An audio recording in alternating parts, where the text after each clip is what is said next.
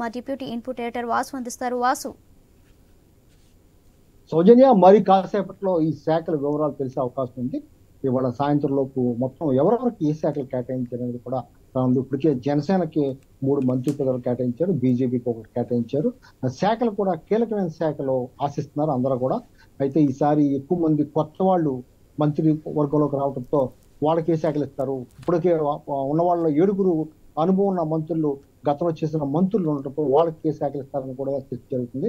అయితే ప్రాధాన్యత తీసుకున్నటువంటి ముఖ్యంగా ఈ ప్రభుత్వం ముందే చెప్పడం జరిగింది.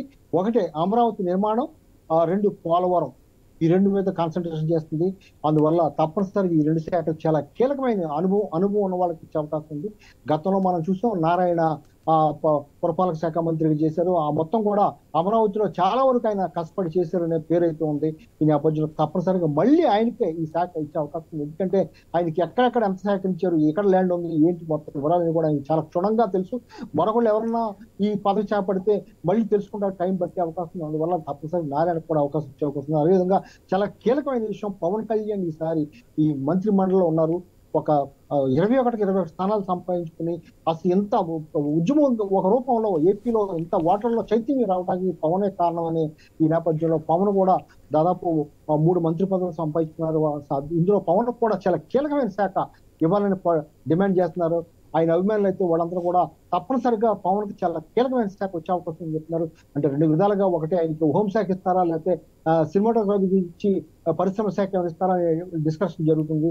ఏ శాఖ ఇస్తారు ఏంటి అనేది కూడా తెలియదు. అదేవిధంగా ఉన్న 3లో కూడా నాదెండ్ల మనోహర్ కూడా సీనియర్, ఆయన స్పీకర్ గా పనిచేశారు. ఆయన కూడా చాలా కీలకమైన శాఖ ఇచ్చే అవకాశం ఉంది. అదేవిధంగా దుర్గేష్ జనసేన నిడదల నుంచి చేసినట్టు గతంలో ఎమ్మెల్సీగా పనిచేశారు. ఆయనకు కూడా అనుభవం ఉంది కాబట్టి మంచి శాఖలు ఇచ్చే అవకాశం ఉంది. ఇప్పుడు టీడీపీలో వచ్చినటువంటి 3 మహిళలు కూడా తొలిసారి మంత్రులు కాబోతున్నారు. ఒకరు ఎస్సీ, ఎస్టీ, బీసీ. ఉత్తరాంధ్రలోనే 2 మహిళలు ఉన్నారు. వీళ్ళకి కూడా స్త్రీ సంక్షేమ శాఖ లేకపోతే ఇతర శాఖలు ఇచ్చే అవకాశం, ఎందుకంటే వాళ్ళు కూడా కొత్త వాళ్ళు కావడం వల్ల. ఇప్పుడు ఉన్నటువంటి అచ్చెన్నాయుడు అయితేనే, లేకపోతే మిగిలినటువంటి మంత్రి కొల్లు రవీంద్ర అయితే వీళ్ళందరూ కూడా గతంలో మంత్రులుగా పనిచేశారు. వీళ్ళందరూ కూడా సమర్థవంతమైన శాఖలు సమర్థవంతంగా చేసే శాఖ కలవాలని కూడా చేస్తున్నారు. ఎందుకంటే నిన్న చూసాం మనం, చంద్రబాబు నాయుడు స్పీచ్ కూడా చూడటం, అందరూ కూడా ఈ కక్ష సాధింపులు ఇవన్నీ కూడా పక్కన పెట్టి అభివృద్ధి మీద దృష్టి పెడదామని చెప్తున్నారు. ఇప్పటికే అమరావతిని అభివృద్ధి చేస్తున్నారు.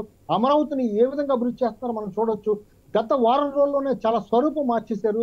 దాదాపు 100 ప్రొక్లైన్లు పెట్టి మొత్తం కూడా చెత్త మొత్తం తీసేసి, అడవి తీసేసి, ఒక లైట్లతో ఒక వెలుగు ఒక్కసారిగా అమరావతికి వెలుగు వచ్చేట్టు చేయగలిగారు. ప్రమాణ స్వీకారానికి ముందుగానే చంద్రబాబు ఇలా చేశారంటే వాళ్ళ ప్రమాణ స్వీకారం చేశారు. రేపు నుంచి ఆయన కూర్చుంటే ఏ విధంగా అమరావతిని అభివృద్ధి చేస్తారని మనకు అర్థమవుతుంది. ఈ నేపథ్యంలో తప్పనిసరిగా అమరావతిలో కూడా చాలా కీలకమైన శాఖ, పురపాలక శాఖ కూడా సమర్థవంతులకు ఇచ్చే అవకాశం ఉంది.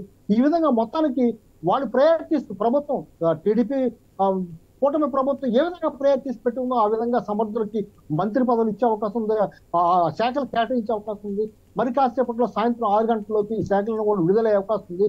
దీంతో పాటు ప్రస్తుతం మంత్రి మండలిలో చూసుకుంటే చాలా వరకు కొత్త వారు వచ్చారు. సీనియర్లు పూర్తిగా పక్కన పెట్టారు.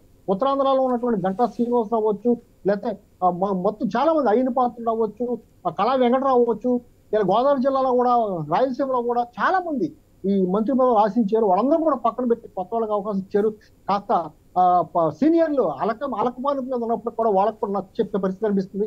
ప్రస్తుతం ప్రయారిటీ అభివృద్ధి మీద వెళ్తున్నాం కాబట్టి, అమరావతి, పోలవరం ప్రయారిటీ కాబట్టి అందుకు తగ్గట్టుగానే శాఖలు కేటాయించే అవకాశం సౌజన్య. అలాగే వాసు, ఇప్పుడు పవన్ కు డిప్యూటీతో పాటు ఇంకా హోంశాఖ కూడా ఇచ్చే అవకాశం ఉందంటున్నారు. మరి దాని మీద ఏమంటారు? తప్పనిసరిగా, ఎందుకంటే డిప్యూటీ సీఎం ఒక్కరికే ఇస్తున్నారు ఈసారి, అది కూడా పవన్కే. ఎందుకంటే ఆ ప్రాధాన్యత, ఆ గుర్తింపు పవన్ కు దక్కాలనే నేపథ్యంతో ఆయనకి ఇవ్వడం జరిగింది. మరి ఇచ్చినప్పుడు ఏదో చిన్న నామకే వాస్తే శాఖ ఇస్తే బాగుండదు. అందువల్ల హోంశాఖ వంటి చాలా కీలకమైన శాఖ ఆయన కేటాయించాలని కోరుతున్నారు. అయితే హోంశాఖ మరి ఆయన ఏ విధంగా టైం కేటాయించగలరు, పవన్ ఏ విధంగా చేయగలరు, ఇవన్నీ కూడా ఆలోచించుకోవాలి. మరి పవన్ దేని మీద ఆయన ఇంట్రెస్ట్ చూపిస్తున్నారు. ఇప్పటికే పవన్ తో చంద్రబాబు కూడా డిస్కస్ చేయడం జరిగింది. ఎవరెవరికి ఏ శాఖలు ఇవ్వాలి, జనసేనకి ఏమి ఇవ్వాలి, మొత్తం కూడా డిస్కస్ చేయడం జరిగింది. పవన్ అభిష్టం మేరకే హోంశాఖ లేకపోతే వేరే శాఖ ఏదైనా ఇస్తారనేది ఏదైనా మట్టుకు మొత్తానికి ప్రాధాన్యత గల శాఖ అయితే పవన్ కళ్యాణ్ ఇచ్చే అవకాశం ఉంది. అదేవిధంగా మిగిలిన జనసేన మంత్రులకు కూడా ఆ ప్రాధాన్యత గల అవకాశం ఉంది. బీజేపీ నుంచి ఒకే ఒక్క మంత్రి పదవి దక్కింది కాబట్టి వాళ్ళకు కూడా తప్పనిసరిగా తగిన ప్రాధాన్యత శాఖ కేటాయించే అవకాశం ఉంది. మిగిలిన కొత్తగా వచ్చినటువంటి మంత్రులకు కూడా మిగిలిన శాఖలు కేటాయించే అవకాశం ఉంది సౌజన్య. అలాగే కీలకమైన నీటిపారుదల శాఖ ఎవరికి ఇచ్చే అవకాశం ఉంది వాసు? పోలవరం చాలా కీలకం, ఎందుకంటే రెండో ప్రాధాన్యత పోలవరం పెట్టుకున్నారు. గతంలో అనుభవం ఉన్నటువంటి నాయకులు రామనారాయణ రెడ్డి చాలా అనుభవం ఉన్న మంత్రి, గతంలో కూడా ఆయన పనిచేశారు. ఆర్థికంగా కానీ లేకపోతే నీటిపారుదల కానీ దీని మీద చాలా అవగాహన ఉంది. ఇప్పుడున్నటువంటి వాళ్ళలో సీనియర్ చూసుకుంటే తప్పనిసరిగా ఆనం రామనారెడ్డికి అవకాశం ఉందని చర్చ అయితే జరుగుతుంది. ఆయన కూడా దీన్ని, ఎందుకంటే చాలా పోలవరాన్ని ఇప్పటికే చాలా భ్రష్టు పట్టించారు గత ప్రభుత్వాన్ని, చాలా విమర్శ వస్తున్న నేపథ్యంలో అప్పుడే 80% పూర్తి అయిపోయిన పోలవరాన్ని మళ్ళీ మొదలు తీసుకొచ్చారని నిన్న చంద్రబాబు చెప్పడం జరిగింది. ఈ నేపథ్యంలో తప్పనిసరిగా ఒక అనుభవం దీని మీద కాన్సన్ట్రేషన్ చేసి 24 గంటలు పోలవరం గురించి చేయగలిగే స్తోమత గల సమర్థవంతమైన మంత్రి కావాలి. అందుకు తప్పనిసరిగా ఆనం రామనారెడ్డి లాంటి కీలకమైన వ్యక్తులకు అప్పచెప్పే అవకాశం ఉంది. ఎందుకంటే పోలవరం కనుక పూర్తయితే మళ్ళీ టీడీపీ ప్రభుత్వానికి, ఈ కూటమి ప్రభుత్వానికి చాలా మేలు జరుగుతుంది. వచ్చే 5 నెలల్లో కూడా చాలా మంచి జరుగుతుంది. ఈ మొత్తం సుశ్యామలం ఉత్తరాంధ్ర అవ్వచ్చు, లేదా గోదావరి జిల్లా అవ్వచ్చు, మొత్తం అన్ని ప్రాంతాలు కూడా ఈ పోలవరం వల్ల ఎంతో మేలు జరిగే అవకాశం, తాగునీరు కూడా అవకాశం పొందే రైతులకు మేలు జరుగుతుందని కూడా చెప్తున్నారు. అందువల్ల పోలవరం తప్పనిసరిగా కీలకమైన శాఖ కాబట్టి కీలకమైన వ్యక్తికే కట్టబెట్టే అవకాశం ఉంటుంది.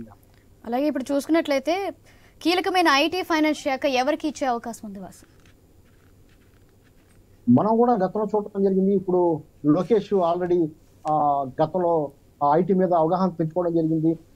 ఎందుకంటే ఇతర ప్రాంతాలకు వెళ్ళి వాళ్ళందరితో మాట్లాడటం, ఏపీకి చాలా ఐటీ తీసుకురావడం జరిగింది. కానీ గత ప్రభుత్వ హయాంలో విశాఖ ఐటీ హబ్ గా, ఐటీ రాజధానిగా చేస్తామని చెప్పారు. గత ప్రభుత్వ హయాంలో చాలా కంపెనీస్ తిరుగుముఖం బట్టి వేరే ప్రాంతాలకు వెళ్ళిపోయిన పరిస్థితి ఏర్పడింది. ఇప్పుడైతే విశాఖలో కూడా ఎటువంటి ఐటీ పరిశ్రమ కానీ ఎటువంటి ఆ స్థాయిలో ఎక్కడా కూడా లేవు. చాలా మంది ఖాళీగా ఉండే పరిస్థితి వచ్చింది. ఐటీ ఉద్యోగులు కూడా చాలా మంది ఖాళీ అయిపోయి బెంగళూరు, చెన్నై, ఇతర ప్రాంతాలకు వెళ్ళిపోయే పరిస్థితి వచ్చింది. మళ్ళీ మరోసారి పూర్వవైభవం తీసుకురావాలంటే దీనికి కూడా సమర్థవంతమైన మంత్రిని పెట్టుకోవాలి. అందువల్ల తప్పనిసరిగా లోకేష్ కి అవకాశం ఇచ్చే అవకాశం, ఎందుకంటే అతను యువకుడు, అతను దేశ విదేశాల్లో కూడా ఐటీ కంపెనీతో కూడా గతంలో పరిచయాలు ఉన్నాయి. ఇప్పుడు కూడా ఆ పరిచయాలు ఉపయోగపడతాయి. తప్పనిసరిగా ఐటీ శాఖ కూడా చాలా